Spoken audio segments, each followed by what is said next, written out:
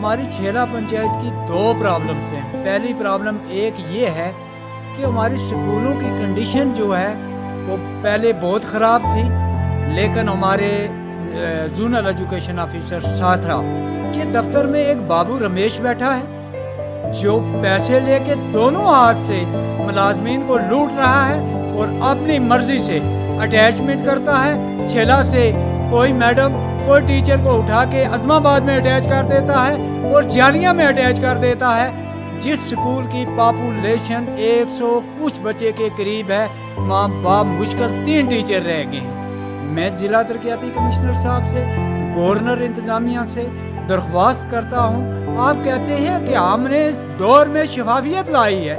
मैं कहता हूँ शर्म की बात है, कहाँ शफाफियत है। हम तो उस दकियानूस दौर में चले गए हैं जहाँ तक पढ़ाई का नाम और निशान नहीं था। लोग जंगलों की तरफ जो है अपना रुख करते थे, वही सिस्टम शुरू है। अपनी मर्जी से बाबू रमेश जिसको चाहे उसको अटैच कर देता है, तो जिसको चाहे उसको स्कूल में रखता है।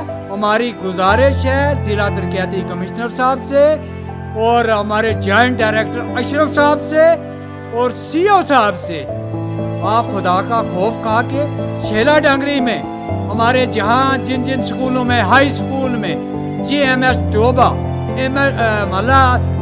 MS देदड़ा में और जो भी प्राइमरी स्कूल हैं वहाँ से हमारे टीचर जो है वो अटैच कर दिए हैं। हमारी गुजारिश है हमारे जो वो उस्ताद हैं उनको वापस किया जाए।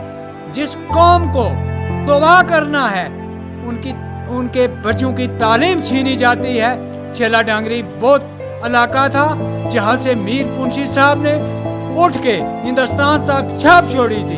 अफसोस की बात है वहाँ आज तालीम का नाम और निशान नहीं है। हमारी शॉर्टेज ऑफ स्टाफ है, वैकेंट पोस्टें हैं, उनको फिल अप किया जाए।